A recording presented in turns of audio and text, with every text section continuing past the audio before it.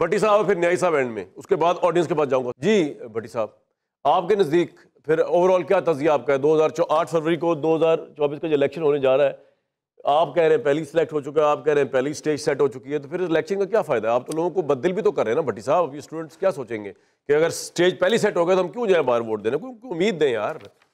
देखिए, कुछ उम्मीद ऊपर से भी नीचे आनी चाहिए। वाह।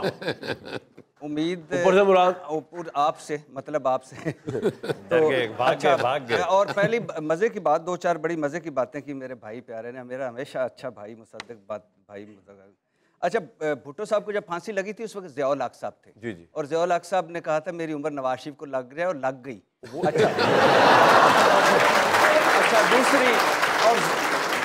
अच्छा, दूसरा उस वक्त एक आरटीएस बैठा था। न्यायी साहब ठीक कह रहे हैं। अब आरटीएस इलेक्शन कमीशन का भी बैठ चुका है, निगरान हुकूमतों का भी बैठ चुका है, ब्यूरोक्रेसी का भी बैठ चुका है, निजाम अदल का भी बैठ चुका है।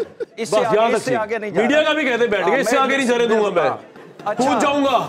और मुसद्दक मलिक साहब को एक और मुबारक दें कि एक सेनेट के इंतखाबात जो इनके बुरे गलत हुआ, जो इनके आजाद हुए, नहीं अच्छा अब तो अकलियती अमूर, तो आपने अच्छा कहा, अब तो अकलियती अमूर नहीं मिल रहा। नशिस्तें पीटीआई को, खवातीन की नशिस्तें नहीं मिल रही, सेनेट में कोई काम रोए क्या करे, और ऊपर से इलेक्शन आजाद। हाँ। और फिर आखिर पे बात कह रहे कि बाहर भिजवा दिया। भाई जब ये नादां गिर गए सजदों में, जब वक्ते क़याम आया, नवाज शरीफ तो हर मर्तबा डील करके चला जाता है। आपको दुख है बाहर जाने का, शुक्र अदा करें। 99 आलू कुछ कहना है?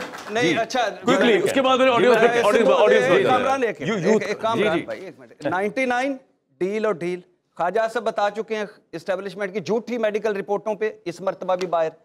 तो मैं तो हैरान हूं कि वो प्राइम मिनिस्टर ही क्या, प्राइम मिनिस्टर का इशू नहीं था। ये एक तारीख दुरुस्त होना बड़ी जरूरी है कि वो प्राइम मिनिस्टर का कसूर नहीं था।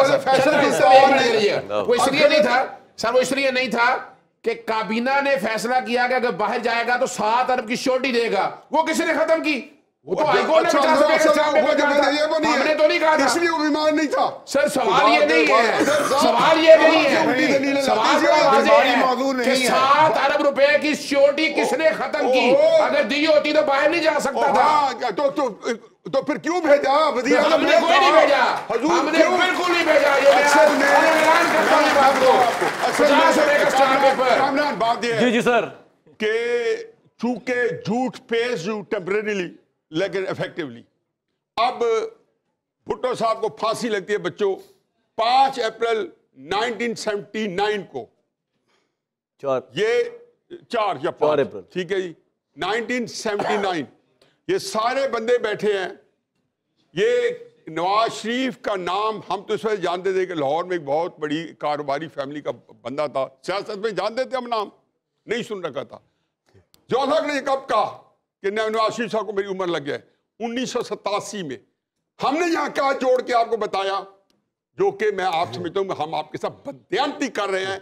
आप जंग लोग हैं, अल्लाह ताला आप लोगों को मजबूत किरदार का मालिक बनाए, बड़ा करे।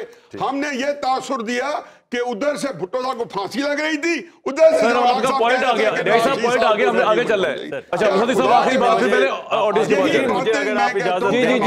बात, हमारी जो मोरालिटी है उससे आप अंदाजा लगा कि इस उम्र में आगे, खैर मैं तो बहुत सीनियर हूं और ये सारे इनके बाद सर वो भी लर्न करें, ऐसा कर जाएंगे। मैं समझता हूं कि भट्टी साहब झूठ वूठ नहीं बोलते, मजाक करते हैं, तो आप झूठा वूटा ना कहें।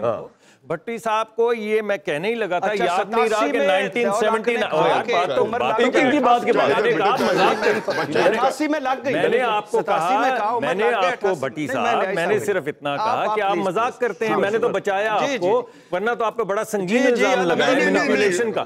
मैं तो कह रहा हूं ये मजाक करते हैं। 1979 में नवाज शरीफ सियासत में ही नहीं था जब भुट्टो को फांसी लगी, ये इन्होंने मजाक किया था। फिर ये जो इन्होंने कहा कि जिंदगी लग जाए, और ज़ियाउल हक साहब ये थोड़ा भूल गए कि वो कौन था जो झंडा लेके परवेज मुशर्रफ का निकला था रेफरेंडम करवाने के लिए। और यार इमरान खान था, कौन भूल सकता है, उसे आगे चले ना। माफी आपने तो मामूली नहीं, और वो तो अभी यार इमरान खान ने स्ट्रगल तो की है ना जी, स्ट्रगल लोगों को अपना परवेज मुशर्रफ है ना यार। बात ये है कि अब कुछ हरकतें ऐसी है इमरान साहब की, आपके अलावा यहाँ पे हर बंदे ने स्ट्रगल की हुई। आप वाहिद हैं कि जिनको घर बैठ के सारी चीजें मिली।